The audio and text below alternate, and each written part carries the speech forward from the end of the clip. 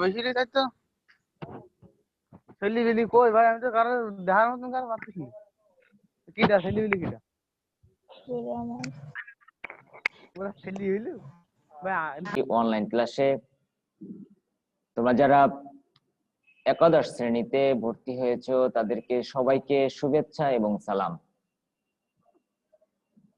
ইতিমধ্যে তোমরা 50+ তোমরা জয়েন করেছো, 37, 38। তা আমি চাচ্ছি যে এই তোমাদের ডে বাই ডে যেন এই সংখ্যা যেন বৃদ্ধি পায়। সেজন্য তোমরা প্রত্যেকেই তোমাদের দায়িত্ব থেকে তোমরা এটি ঠিক রাখবে। তোমাদের আজকের যে টপিকটি নিয়ে আলোচনা করব এটি হচ্ছে প্রথম অধ্যায়, অর্থাৎ ওয়ার্ল্ড এন্ড বাংলাদেশ পার্সপেক্টিভ, বিশ্ব এবং বাংলাদেশ প্রেক্ষিত। এই অধ্যায় থেকে তোমাদের একটা সাবজেক্ট তথা টপিক, এটি হচ্ছে ন্যানো টেকনোলজি। এই নিয়েই মূলত আমি আজকে এক্সপ্লেন করব। তো তার আগে ন্যানো টেকনোলজিটা সংক্ষেপে তোমরা যদি এক কথায় বুঝতে চাও বা চেষ্টা করো, তাহলে তোমাদের ধরে নিতে হবে, বা সহজে যদি আমরা একটা এক্সাম্পল আকারে দিতে চাই, তাহলে সেটি তোমরা যদি বুঝতে চাও যে রোবট রোবট যে জিনিসটা, এটি বড় হতে পারে, ছোট হতে পারে, ছোট আকৃতির হতে পারে, এটি আবার অনেক ক্ষুদ্র হতে পারে। রোবটকে যদি আমরা ক্ষুদ্র অতি ক্ষুদ্র ভাবে যদি তৈরি করতে পারি, বিজ্ঞানীরা যদি তৈরি করতে পারে, সেটিও সম্ভব।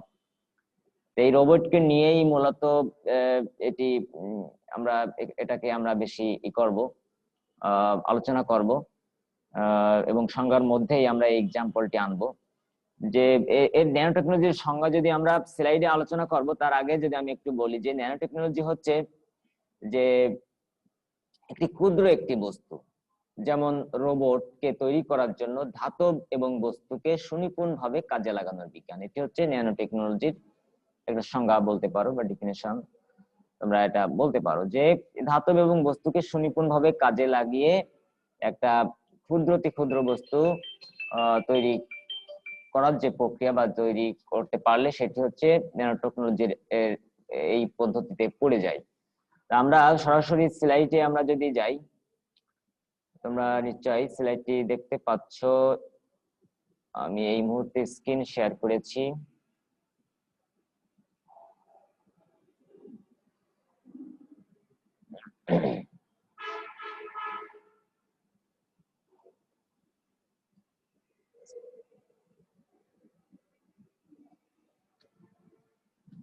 এখানে কিছু তোমরা পিকচার দেখতে পাচ্ছ, যেখানে ন্যানো টেকনোলজির এক্সাম্পল হিসেবে এখানে ড্র করা হয়েছে। এখানে দেখা যাচ্ছে খুবই একটা মানে এটা কি বলবো, যে পোকার মতো একটা জিনিস। এটি কিন্তু আসলে এক ধরনের রোবট, যেটাকে এইভাবে তৈরি করা হয়েছে, যেটি এখানে দেখাচ্ছে এক ধরনের কাজ করছে তারা। সেটিকে বোঝানো হচ্ছে যে ক্ষুদ্রতে ক্ষুদ্র ডিভাইসের মাধ্যমে এটি তৈরি করার ফলে এর যে কার্যকারিতা বা এটি কিভাবে কাজ করে তার একটা মুভমেন্ট এখানে বোঝানো হয়েছে। এরপর আমরা কি কি জানতে পারবো আজকের এই স্লাইডের মাধ্যমে বা এই আলোচনার মাধ্যমে, সেটি মূলত এখানে দেখানো হয়েছে। যে এর গবেষণার সাথে সংশ্লিষ্ট কিছু বিষয় সম্পর্কে জানবো, ন্যানো টেকনোলজির ব্যবহার সম্পর্কেও আমরা জানতে পারবো। আমরা ফার্স্টে ডেফিনেশনটি একটু দেখবো, যে এটি হচ্ছে একটা গ্রিক শব্দ, যেটি মূলত ন্যানো থেকে এসেছে। হ্যাঁ, ন্যানো আবিধানিক অর্থ ড্রাফট, বামন বা জাদুকরী ক্ষমতা সম্পন্ন ক্ষুদ্রাকৃতির প্রাণী। ঠিক আছে, তোমরা ফার্স্টে যে আমি যেটি বললাম যে একটা ছোট একটি মানে পোকা বা জীবাণু বা এটা কি বলে প্রাণী দেখতে পেয়েছিলে, যেটি হচ্ছে বামন বা জাদুকরী ক্ষমতা সম্পন্ন ক্ষুদ্রাকৃতির প্রাণী। এই জিনিসটাকে জাস্ট একটু বোঝানোর জন্য এইভাবে কিন্তু তোমাদেরকে ড্র করা হয়েছিল। এবং এখন যেটি হচ্ছে একটা তোমাদের এমসিকিউতে প্রায় আসে, খুবই ইম্পর্টেন্ট। এটা হচ্ছে 1 মিটারের 100 কোটি ভাগের 1 ভাগ হলো 1 ন্যানোমিটার। এটা অবজেক্টিভে আসবে যে 1 ন্যানোমিটার সমান কত, এরকম 4টি অপশন দিলে তার মধ্যে একটি অপশন থাকবে যে 1 মিটারের 100 কোটি ভাগের 1 ভাগ। এটি তোমরা এখন এই মাথায় এটা স্টোর করে ফেলো। মেমোরিতে তোমরা এটা গ্যাদার করে নিও। এরপর আসো অনলাইন ডিকশনারি ম্যারিয়াম ওয়েবস্টার অনুসারে ন্যানো টেকনোলজি হলো, এটা আমরা দেখি ন্যানো টেকনোলজি এই অনুসারে ন্যানো টেকনোলজি একটা সংজ্ঞা দেওয়া হয়েছে ইংলিশে, যেটাকে এখানে বলেছে যে the science of manipulating materials on an atomic or molecular scale, especially to build microscopic devices as robot।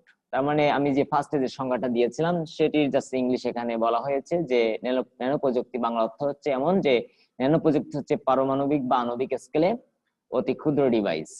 হ্যাঁ, একটা ক্ষুদ্র ডিভাইস যেটি আণবিক বা পারমাণবিক স্কেলে পরিমাপ করা হয়ে থাকে, যা অর্থাৎ যেমন একটা এক্সাম্পল দেওয়া হয়েছে রোবট, এই রোবট তৈরি করার জন্য ধাতব ও বস্তুকে সুনিপুণ ভাবে কাজে লাগানোর বিজ্ঞান। এটা হচ্ছে এক ধরনের একটা বিজ্ঞান যা এই ধাতব এবং বস্তুকে কাজে লাগিয়ে, যেটি কিসের মাধ্যমে করা হচ্ছে, পারমাণবিক বা আণবিক স্কেলে, অর্থাৎ অতি ক্ষুদ্র এই জিনিসটা আসলে এখানে ফুটিয়ে তোলা হয়েছে যে খুব ক্ষুদ্র ডিভাইস তৈরির জন্য মূলত যে প্রক্রিয়ায় এরা কাজ করে থাকে সেই ধরনের একটা বিজ্ঞান এটিকে এখানে বলা হয়েছে। আমরা নেক্সট স্লাইডে আসি। এখানে ন্যানো টেকনোলজির মাধ্যমে অণু পরমাণুকে ভেঙে কিংবা জোড়া লাগিয়ে আগামী দিনে অনেক কিছু করা সম্ভব হবে। ন্যানো টেকনোলজির ক্ষেত্রে দুটি প্রক্রিয়া রয়েছে, একটা হচ্ছে টপ টু বটম, আর একটা হচ্ছে বটম টু টপ। ঠিক আছে, দুই প্রক্রিয়ায় মূলত এই টেকনোলজিতে কাজ করা হয়ে থাকে। একটি হচ্ছে টপ টু বটম, আরটা বটম টু টপ। আমরা গবেষণায় দেখা গেছে যে 2016 সাল নাগাদ বিশ্বে ন্যানো মেটেরিয়াল সমূহের চাহিদা বৃদ্ধি পেয়ে 5.5 বিলিয়ন মার্কিন ডলার দাঁড়িয়েছে। ঠিক আছে, অলরেডি এটি এর থেকে বেশি ছাড়িয়ে চলে গেছে, কারণ এটা হচ্ছে অনেক আগের একটা পরিসংখ্যান, যেটি 2016 সালে। এটি যেহেতু আগের একটা স্লাইড, সেহেতু এখানে এখন আপডেট এখানে আসে নাই। একই সময়ে বৈশ্বিক ন্যানো মেডিসিন এর বাজার দাঁড়াবে 130.9 বিলিয়ন মার্কিন ডলার, আর সেন্ট্রাল নার্ভাস সিস্টেম পণ্যসমূহের চাহিদা গিয়ে থাকবে 29.5 বিলিয়ন মার্কিন ডলার। এটার জন্য একটা ধারণা নাও যে আসলে এরকম একটা পর্যায়ে চলে আসছে অথবা এর থেকে কিছু প্লাস হয়েছে। এছাড়া এই সময়টাতে এন্টি ক্যান্সার পণ্যসমূহের চাহিদা 46.7 বিলিয়ন মার্কিন ডলার। একটা ওয়েবসাইটের তোমরা এখানে গিয়ে তোমরা বিস্তারিত দেখতে পারবে, যেহেতু এটি রেকর্ডেড হয়ে থাকতেছে, তোমরা এই সাইটে গিয়ে তোমরা বিস্তারিত তথ্য জানতে পারবে। তাছাড়া যদি এই সাইটে গিয়ে যদি কাজ না করে, তাহলে গুগলে সার্চ করে তোমরা এই পরিসংখ্যানটি বিস্তারিত দেখে নিতে পারবে। আমরা একটা পিকচার দেখতে পাচ্ছি যে ন্যানো প্রযুক্তির প্রক্ষেত্র কি কি, এখানে কয়েকটি পিকচারের মাধ্যমে এখানে প্রক্ষেত্রটা এখানে বোঝানোর চেষ্টা করা হয়েছে। দেখতে পাচ্ছি যে বিভিন্ন ক্ষেত্রে ন্যানো টেকনোলজির ব্যবহার কিন্তু রয়েছে। তোমরা নিশ্চয়ই ডিসপ্লেতে এগুলো ক্লিয়ার হয়েছে। ল্যাপটপ, পিসি, বিভিন্ন ধরনের ডিভাইস, হার্ড ড্রাইভ, এবারে আরো বিভিন্ন কিছু এখানে দেখা যাচ্ছে, প্রজেক্টর। তোমরা টাচ করতে পেরেছো যে আসলে ইলেকট্রনিক্স বিভিন্ন সামগ্রী তথা আরো বাইরের যে কার্যক্ষেত্র রয়েছে, কর্মক্ষেত্র রয়েছে, সেখানে কিন্তু ন্যানো প্রযুক্তির প্রক্ষেত্র তথা ব্যবহার কিন্তু একটা উল্লেখযোগ্য পরিমাণে রয়েছে। এবং এটা তোমরা যেহেতু ইলেকট্রনিক ডিভাইস সমূহ এখানে দেখতে পালে, এটা নিশ্চয়ই হার্ডওয়্যার তৈরির ক্ষেত্রে এগুলোকে ব্যবহার করা হচ্ছে বা হয়ে থাকে। এবার ন্যানো রোবট, আমি ফার্স্টে তোমাদেরকে চিত্র দিয়ে দেখিয়েছিলাম, সেটি মূলত এখানে আবারও ডিসপ্লে করা হয়েছে এবং এটির মাধ্যমে তোমাদেরকে স্পষ্ট করা হলো যে এই মূলত ন্যানো টেকনোলজি, যে এই টেকনোলজিটা ব্যবহার করে রোবটের কাজটাই বেশিরভাগ করা হয়ে থাকে এবং এর মাধ্যমেই বিভিন্ন বড় বড় সমস্যা বা ক্রিটিক্যাল সমস্যার সমাধান করা হয়ে থাকে। পিকচারের মাধ্যমে এটি আরো ক্লিয়ার হয়েছে। ইলেকট্রনিক যন্ত্রপাতি এক্ষেত্রে প্রয়োগ রয়েছে, ব্যবহার রয়েছে। জাস্ট আমরা এখন ব্যবহার আছে কিছু কিছু, সেই জিনিসগুলো মূলত আমরা এখন ডিসপ্লে করাচ্ছি। এরপর জ্বালানি ক্ষেত্রে ন্যানো টেকনোলজির ব্যবহার রয়েছে, প্যাকেজিং ও প্রলেপ তৈরি ব্যবহার রয়েছে, ঔষধ তৈরিতেও ব্যবহার রয়েছে। তোমরা দেখতে পাচ্ছ কিছু ঔষধের এখানে কিছু পিকচার দিয়ে এখানে বোঝানোর চেষ্টা করা হয়েছে যে এটিও আসলে ঔষধের তৈরির ক্ষেত্রে ব্যবহার রয়েছে, খেলাধুলার সামগ্রীতে ব্যবহার রয়েছে। বাতাস পরিশোধন, অর্থাৎ যার মাধ্যমে বাতাস, তোমার মনে করে একটা একটা রুমে ফ্যানের বাতাস হচ্ছে, সেখানে কিন্তু বিভিন্ন ধরনের জীবাণু, ময়লা, এগুলো কিন্তু বাইরে থেকে এসে একসাথে কিন্তু এটি কিন্তু আমাদের শরীরে অ্যাটাচ হয়ে যায় বা লেগে যায়, যেটি এই রোবটের মাধ্যমে বা এই টেকনোলজির মাধ্যমে বাতাসকে পরিশোধন করা হয়, অর্থাৎ রিফাইন করা হয়, যার মাধ্যমে একটা বাতাসের সাথে যে ময়লা বা জীবাণুর পরিমাণটা খুবই কম, মানে কম আসে। 100% বলা যাবে না কোনো কিছুই, 90%, 99 এরকম একটা লেভেল ক্রিয়েট হয় এই টেকনোলজির মাধ্যমে, সেটিকে বলা হয়েছে। এবং 10 নম্বর মহাকাশ অভিযান, অর্থাৎ মহাকাশ অভিযান যারা করে বা যখন করা হয় তখন কিন্তু এই টেকনোলজির ব্যবহার অনেকটা দরকার হয়, এবং এখন বলা চলে যে এটা না হলেই নয়, ঠিক আছে। এই বর্তমান প্রেক্ষাপটে টেকনোলজির প্রয়োগ ক্ষেত্রটা এই মহাকাশ অভিযানের ক্ষেত্রে খুবই গুরুত্বপূর্ণ। বস্ত্র শিল্পে আমরা দেখতে পাচ্ছি অবশ্যই বস্ত্র শিল্পের ব্যবহার রয়েছে কৃত্রিম অঙ্গ প্রত্যঙ্গ তৈরি, অর্থাৎ তোমরা বুঝতেই পেরেছো যে রোবট, যখন আমরা একটা মানুষকে রোবটের আকৃতি, একটা রোবটকে মানুষের আকৃতি যখন আমরা বিজ্ঞানীরা করে থাকেন বা আমরা কল্পনা করি, তখন মানুষের আকৃতিতে অবশ্যই আমাদের অঙ্গ প্রত্যঙ্গ তৈরি করতে হয়, এটিকে বলা হচ্ছে কৃত্রিম অঙ্গ প্রত্যঙ্গ। তোমরা নিশ্চয়ই চিত্রে দেখতে পাচ্ছ যে যেখানে কিছু তৈরি কাজ কর্মক্ষেত্র এখানে দেখানো হয়েছে। এবার 13 নম্বরে টিটেনিয়াম ডাইঅক্সাইড তৈরি, তোমরা বুঝতে পেরেছো এটি হচ্ছে রসায়ন, যারা তোমাদের সায়েন্সে আছে তারা নিশ্চয়ই এটা ক্লিয়ার হয়েছে যে একটা কেমিক্যাল বা ঔষধ, রসায়নের যে একটা এখানে কেমিক্যাল বলা হয়, এটি তৈরি কাজে এটি ব্যবহার করা হয় ন্যানো টেকনোলজি, সেটি হচ্ছে টিটেনিয়াম ডাইঅক্সাইড তৈরি। ন্যানো প্রযুক্তির সুবিধা, এখন আমরা সুবিধাগুলো একটু দেখি। 1 নম্বরে পানি বিশুদ্ধকরণে ন্যানো টেকনোলজি, ন্যানো ম্যাটেরিয়াল সমূহকে ব্যবহার করা যায়।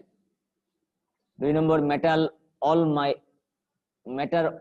অলম হাইট ন্যানো ওয়্যার সমূহকে কেমিক্যাল সেন্সর হিসেবে ব্যবহার করা যায়। তোমরা যারা বিজ্ঞানী আছে তাদের জন্য এটা খুবই ইজি হবে, বাট যারা অন্যান্য গ্রুপে আছো তাদের একটু স্টাডি করা লাগবে। এবার আসো 3 নম্বরে সেলফ অ্যাসেম্বলিং ক্ষমতা সম্পন্ন, এর এই সুবিধা তোমরা পাচ্ছ, অর্থাৎ তোমাদের এমন একটা প্রযুক্তি, এটা টেকনোলজির মাধ্যমে করা হয়েছে যেগুলো তোমাদের বিভিন্ন সজ্জাকরণ বা সাজানো গুছানো যে ব্যাপারটা, এটা এমনি এমনি কিন্তু এটি সম্পন্ন করা যাবে রোবটের মাধ্যমে বা এই প্রযুক্তি ব্যবহারের মাধ্যমে।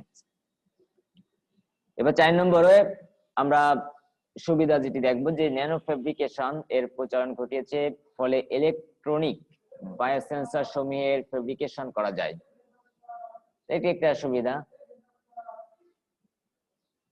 এবার 5 নম্বরে পণ্যের ওজন কমায়, দীর্ঘস্থায়িত্বতা দান করে এবং পানি প্রতিরোধী। এবার অসুবিধা কি কি? অসুবিধা নিশ্চয়ই তোমরা একটু যদি নাও বলি তাও তোমরা কিন্তু অনুমান করতে পেরেছো যে যেহেতু এটি অনেক গবেষণার মাধ্যমে এবং অনেক দামি দামি টেকনোলজি বা দামি দামি ডিভাইস ব্যবহার করে এটি ক্রিয়েট করা হচ্ছে, যেটি অবশ্যই এটি অনেক ব্যয় সাপেক্ষ এবং অনেক গবেষণা করার দরকার হয়ে থাকে। 2 নম্বরে প্রচলিত শিক্ষা প্রতিষ্ঠান এবং ফার্মে প্রযুক্তির ব্যবহারের ফলে অনেক কর্মহীন হয়ে যাবে, কারণ কি যখনই এই প্রযুক্তির ব্যবহার হবে তখনই কিন্তু প্রতিষ্ঠানে অধিক সংখ্যক যে কর্মী বা কর্মচারী এদের নিয়োগ দেওয়া হবে না, যে কারণে কর্মস্থলের যে যাদের চাকরি বা এ থেকে অনেকে কর্মহীন হয়ে পড়বে, সেই কথাটি এখানে বলা হয়েছে। 3 নম্বরে অনেক ন্যানো প্রোডাক্টস মানুষের মস্তিষ্ক এবং ফুসফুসের জন্য মারাত্মক ক্ষতিকর, ঠিক আছে, এটি দেহের জন্য অনেক ক্ষতিকর, মানুষের মস্তিষ্ক ফুসফুসের জন্য এটা ক্ষতিকর।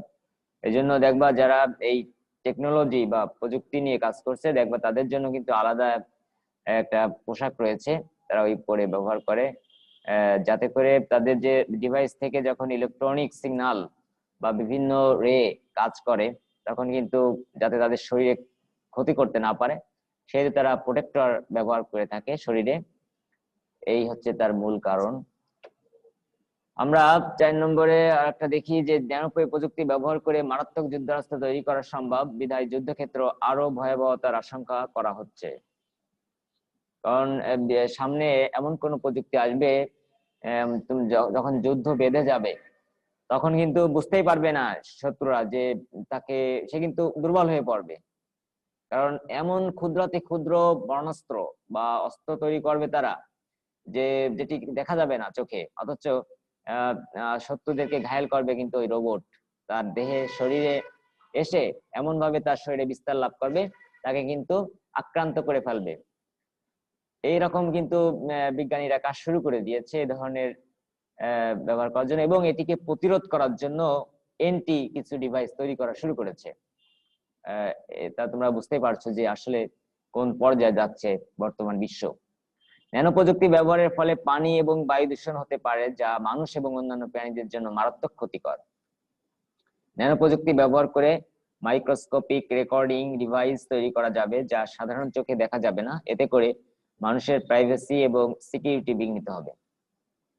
এ প্রযুক্তির ভুল ব্যবহার বিরাট ক্ষতি করতে পারে সিম্পলি, কারণ এটি বিভিন্ন ক্ষেত্রে ব্যবহার করা হচ্ছে। যদি যুদ্ধক্ষেত্রে কথা বলো, যদি আদার কোনো বোম বা আদার্স কোনো মারাত্মক অস্ত্রের ক্ষেত্রে বলো, সেটিকে যদি ভুল প্রেস করা হয়ে যায় বা ভুল এখন কোন ডিভাইস বা বিশাল যে বোম গুলো, পারমাণবিক যে বোমাগুলো, এগুলো কিন্তু ন্যানো টেকনোলজি ব্যবহার করে কিন্তু এগুলো করা হচ্ছে। সাপোজ তুমি যদি চিন্তা করো যে অন অফ এর যে ব্যাপারটা, সুইচ এর ক্ষেত্রে যদি চিন্তা করো, বাই চান্স কোনো ক্রমে যদি এটা স্টার্ট হয়ে যায় তাহলে কি ক্ষতি সাধন হবে, এটি তোমরা যদি একটু চিন্তা করো বুঝতে পারবে।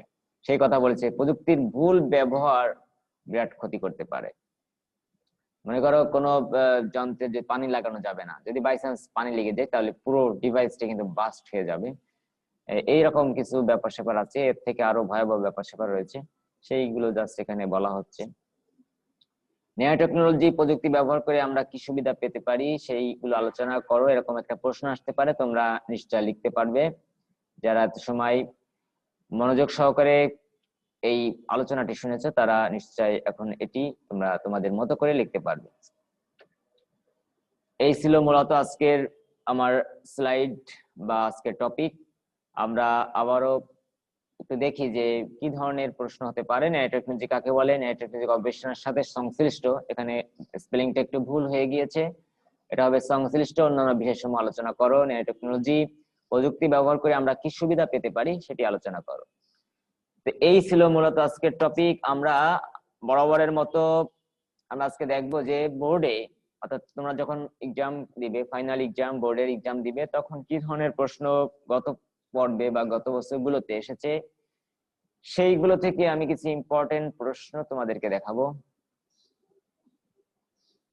তো তার আগে তোমাদের সাথে একটু আমি কথা বলি। তোমাদের বাংলাদেশ নৌবাহিনী স্কুল এন্ড কলেজে তোমরা যে অলরেডি তোমরা June, July, August, September, October, প্রায় আমাদের এই হিসাব অনুযায়ী 3 মাস প্রায় তোমরা এখানে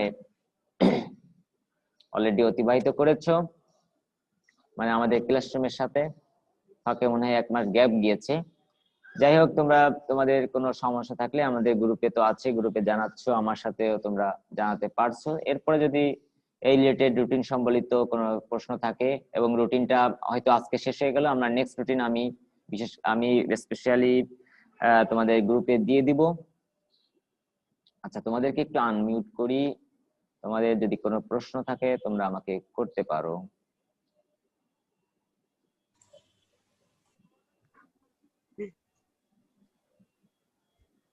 স্যার আমি তোমাদের 2-3 মিনিট তোমরা একটু কথা বলো আমার সাথে, জাস্ট কেমন আছো এই আর কি। এরপর আমরা তোমাদেরকে শেয়ার করে, স্ক্রিন শেয়ার করে আমি বোর্ডে কি ধরনের প্রশ্ন আসে এটি আমি লাস্টে যাওয়ার আগে তোমাদেরকে জানিয়ে যাব। হ্যাঁ, কি যেন কি বলছিলে? প্রশ্ন স্যার আমি রুদ্র। রুদ্র, তুমি প্রশ্ন করো। স্যার আমাদের পরীক্ষা কি হবে? পরীক্ষা পরীক্ষার কথা তো হবেই, অবশ্যই হবে, পরীক্ষা অবশ্যই হবে, তো একটু লেট হবে এই আর কি। ঠিক আছে, পরীক্ষা যে টিউটোরিয়াল পরীক্ষা কথা ছিল, এগুলো 25 মার্কের হয়ে থাকে। 25 মার্কের হবে এবং একটু লেট হবে, আমরা গ্রুপে জানিয়ে দেব, ঠিক আছে? আর আচ্ছা। সাবজেক্ট ওয়াইজ এগুলো হয়ে থাকবে, এগুলো একবারে হবে না। একবারে বলতে রুটিন হয়তো আমরা করে দেব তোমাদেরকে, যে অমুক দিন ওই পরীক্ষা, অমুক দিন এই পরীক্ষা যদি হয়, তাহলে আমরা এইভাবে একটা রুটিন দিয়ে দেবো গ্রুপে, সেই অনুযায়ী বাসায় বসে পরীক্ষা হবে, ঠিক আছে? ও, আচ্ছা স্যার, স্যার আপনাকে অনলাইনে ধন্যবাদ। ভিত্তিতে আর আমি একটা ছেলেকে অনলাইনে প্রায় এটা দেখি, প্রায় রেগুলার থাকে, ইসমাইল নাম করে। এ ছেলেটাকে যখন দেখি, ওকে কিন্তু সবসময় দেখা যায়, অন্যরাও আসে সবসময়, কিন্তু একে আমি সামনে পরে দেখি, এই আর কি। আচ্ছা ঠিক আছে, এরকম আমার চোখে যেন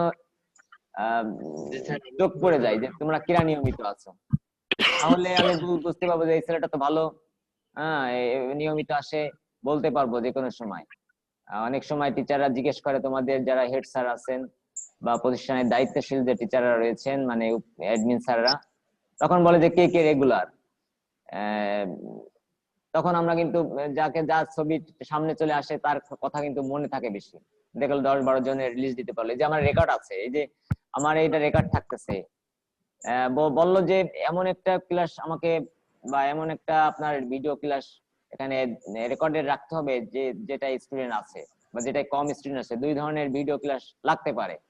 দেখা গেল তোমাদের অনেকে সেই ক্লাসে নাই, তাহলে কিন্তু তোমরা ধরা খাইয়ে গেলে যে অমুক স্টুডেন্ট নাই। এই যে এখন কিন্তু এখানে অনেকের 43 জনের নাম শো করছে, তাহলে কিন্তু এই 43 জনকে আমরা কিন্তু অগ্রাধিকার বেশি দেব পরীক্ষার ক্ষেত্রে। এরপরে ফাইনাল পরীক্ষায় আমরা তাদেরকে কিন্তু, যেহেতু অ্যাটেন্ডেন্সের একটা ব্যাপার আছে, আমরা মার্কের এখান থেকে কিছু পার্সেন্টেজ আমরা তোমাদের পরীক্ষার ক্ষেত্রে যোগ করবো, প্র্যাকটিক্যালি আমরা যোগ দিব, ঠিক আছে? যারা ক্লাসে নিয়মিত জয়েন করছো, তারা কিন্তু আমরা তাদের জন্য প্লাস পয়েন্ট হিসেবে আমরা মার্কের একটা ব্যবস্থা রাখবো। আর যারা জয়েন করতে পারছো না, তাদের কিন্তু সমস্যা হয়ে যাবে, এই জন্য তোমরা সবাই এগুলো চেষ্টা করবে। স্যার আবিদুল, জাবির, গতকালকে হায়ার ম্যাথে মাত্র 12 জন অনেকে না অ্যাটেন্ড ছিল। দেখছি সবাই, আয়েশা, অন্তর, হামিদা, এদেরকে দেখি প্রায়, তাহমিয়া, হ্যাঁ, তাসমিয়া, যাই হোক, এরা সবাই, সুমাইয়া, সবাই নিয়মিত জয়েন করছে। সবাই সবার নাম তো আর বলা সম্ভব না, যাই হোক তোমরা সকলেই করেছো এই আশা রাখি। আচ্ছা, তাহলে আমরা যে লাস্ট যে টপিকটি ছিল, যে বোর্ডে কি ধরনের প্রশ্ন আসছে সেটি দেখবো। তা আমরা সরাসরি চলে আসি, স্ক্রিন শেয়ার করি একটু আবারও। জি স্যার। আমি বরাবরের মতো আমি যেটি করি, যে স্ক্রিনটা শেয়ার করি হচ্ছে একটা ফর্ম, অর্থাৎ ফটোশপে। কে বলছো, বলো, প্রশ্ন করো। স্যার পরীক্ষায় কি হচ্ছে শুধু এমসিকিউ পারবে না, এমসিকিউ সিকিউ দুইটা পারবে? হ্যাঁ হ্যাঁ, আমরা যেটা গত পর্বে, অর্থাৎ যারা আগের ব্যাচের স্টুডেন্ট ছিল, তাদেরকে আমরা যেটা করছিলাম, যে 5 মার্কের 25 মার্কের টিউটোরিয়ালের ক্ষেত্রে আমরা যে প্রশ্নটা করছিলাম, 20 মার্কের ক্ষেত্রে আমরা 1-2টা উদ্দীপক দিয়েছিলাম। উদ্দীপক থেকে 5টা, কয়টা, মানে একটা উদ্দীপকের এগেইনস্টে 4টা প্রশ্ন থাকে, 1 নম্বর, 1 মার্কের, 2 মার্কের, 3 মার্কের, 4 মার্কের। টোটাল কয় মার্ক হয়? 4 3 7 আর 2 1 10, 10 7 10 20। 20 মার্কের উদ্দীপকের মার্ক থাকে 20 মার্ক এবং 5 মার্ক থাকে অবজেক্টিভ। এভাবে প্রশ্ন করি। যদি চেঞ্জ হয় এবার, তাহলে আমরা বলে দেব। আসলে সিম্পলি চেঞ্জ হবে না। এটা হচ্ছে 25 মার্কের টি12 পরীক্ষা, ঠিক আছে? আর স্যার বাসায় বসে যদি বাসায় বসে না দেখে পরীক্ষা দেবা, যারা দেখবে তারা তো নিজের কাছে হেরে যাবা। সততা স্যার বজায় রাখবে। জি কিন্তু স্যার। পরীক্ষা নেওয়ার তো অনেকগুলা ওয়ে আছে, যেমন কিন্তু মহিলা আমরা কলেজে অ্যানসার পরীক্ষা নিচ্ছে শিটটা কি ওয়েবসাইটের মাধ্যমে, কলেজ থেকে যেখানে নিয়ে আসবো? অ্যানসার শিট আমরা গ্রুপে দেব। অ্যানসার শিট কেন? তোমরা নিজেরা যা পারো করবে, তারপরে আমরা যখন তোমাদেরকে মার্ক দেওয়ার কথা বলবো, সেই মুহূর্তে আমরা অ্যানসার শিট দিয়ে দেবো। তার আগে আমরা তোমাদের খাতা, তোমরা যেটা অ্যানসার করবে সেটা আমাদেরকে জমা দিবে, কলেজে এসে জমা দিবে, এবং আমরা তার আগে জানিয়ে দেবো। এখন এটা হচ্ছে বর্তমানে যে, মানে আমাদের যারা স্টুডেন্ট আছে, গত পর্বে আমরা যেটা করছিলাম এইভাবে কাজ করছিলাম, এবং এখন যারা স্টুডেন্ট আছে স্কুলের ক্ষেত্রে এভাবে করছি, তাদেরকে দেওয়া হচ্ছে, বাসায় বসে তারা কাজ করছে, কলেজে এসে জমা দিচ্ছে, এবং এটাই নিয়ম, ঠিক আছে? যদি নিয়মে পরিবর্তন আসে তাহলে তোমাদেরকে জানানো হবে। জি স্যার। স্যার স্যার একটা কথা বলার ছিল। অন্যান্য কলেজ তো স্যার ওই ওয়েবসাইটে নিচ্ছে, টাইম বেঁধে দিচ্ছে এমসিকিউ হিসেবে, যে হ্যাঁ, ওভাবেই করা হবে তাহলে, যেভাবে আসবে শিক্ষা মন্ত্রণালয় সরকারি থেকে নির্দেশনা সেভাবেই করা হবে। স্যার একটা কথা বলার ছিল স্যার। হ্যাঁ বলো। স্যার আমরা তো মানে কলেজ থেকে অনেক দূর, মানে আমাদের বাসা হলো বাগেরহাট, আমরা বাগেরহাটের জায়গা থাকি। তা আমাদের তো জি স্যার, সবসময় দূরের ক্লাস মানুষ অ্যাটেন্ড করা কিন্তু সময় তাদের হয় না। কলেজে আসা অসম্ভব, মানে ওখান থেকে তোমরা পাঠিয়ে দিবে ইমেইলে অথবা ডাকযোগে। ডাকযোগে তো এখন পাঠানোর দরকার হয় না, ইমেল করবে, ইমেল আমাদের কলেজে ইমেইলে করবে। যাদের দূরে সবার ক্ষেত্রে গ্রহণযোগ্য না, আমরা কিন্তু তোমাদের ফর্মে কিন্তু তোমাদের অ্যাড্রেস লেখা আছে, সবারটা ইমেলে আমরা ডাউনলোড করতে অনেক সময় লাগবে। যাদের খুব দূরে একান্তই আসতে সময় লাগবে তাদের ক্ষেত্রে এই এই পদ্ধতিটা প্রযোজ্য, তারা ইমেল করে আমাদেরকে দিতে পারবে। কিন্তু তারা যখন তাদের কিন্তু এক সময় কলেজে আসতে হবে, সেই সময় কিন্তু ওই খাতাটা আবারও আমাদের দিতে হবে, শুধু ইমেল করলে হবে না, তাদেরকে ইমেল করা লাগবে। তাদের জি স্যার।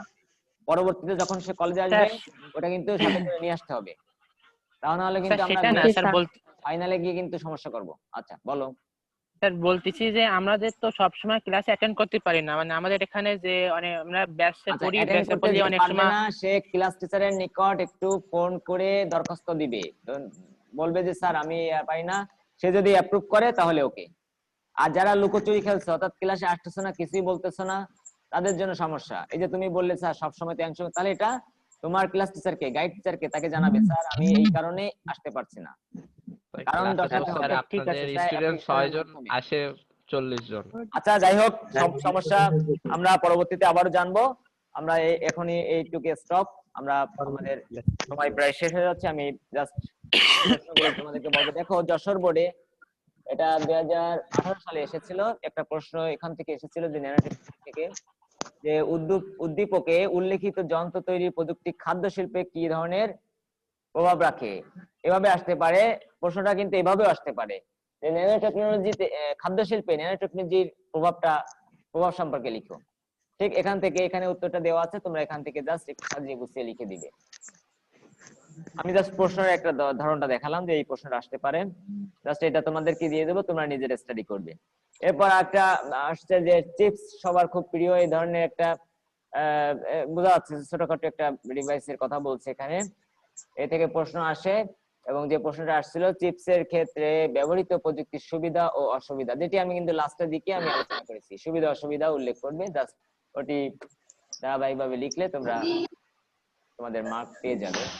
এবার ন্যানো টেকনোলজি প্রযুক্তি সম্পর্কে বর্ণনা করো, এটা কিন্তু ঘুরিয়ে পেঁচিয়ে আসতে পারে, তোমরা জাস্ট এই বর্ণনাটা বা ডেসক্রিপশনটা মনে রাখলে তোমরা লিখতে পারবে। এই ছিল আজকের ন্যানো সম্পর্কে বিস্তারিত আলোচনা। আমরা ফার্স্ট যেহেতু অধ্যায় করতেছি এবং কি কি এমসিকিউ হতে পারে, কি ধরনের প্রশ্ন হতে পারে, সেই বিষয়গুলো নিয়েই মূলত আমরা আলোচনা করছি। আমরা কিন্তু second chapter, third chapter, fourth chapter, fifth chapter, বিশেষ করে থার্ড, ফোর্থ, ফিফথ, সিক্স, এই চারটে চ্যাপ্টার কিন্তু আমরা আমাদের কিছু লজিক রয়েছে, কিছু বোঝার আছে, ইকুয়েশন আছে, ক্যালকুলেশন আছে, তখন কিন্তু আমরা সরাসরি প্র্যাকটিক্যালি বা আমাদের গাণিতিক কিছু ফর্মুলা মেইনটেইন করতে হবে, তখন আমরা লিখে লিখে কাজ করব, প্র্যাকটিক্যালি কাজ করব। আর এই চ্যাপ্টার, প্রথম চ্যাপ্টারেতেই আমরা একটু রিডিং করতেছি, এই আর কি। ঠিক আছে, সবাইকে আবারও আজকের শেষে ধন্যবাদ জানাচ্ছি। তোমরা যারা জয়েন করছো তাদেরকে বিশেষভাবে ধন্যবাদ এতক্ষণ সাথে থাকার জন্য। নেক্সট পর্বের ভিডিও ক্লাস দেখার আমন্ত্রণ। আজকের মতো এখানেই, আল্লাহ হাফেজ, আসসালামু আলাইকুম ওয়া রাহমাতুল্লাহ। স্যার আসসালামু আলাইকুম। আসসালামু আলাইকুম। নমস্কার স্যার।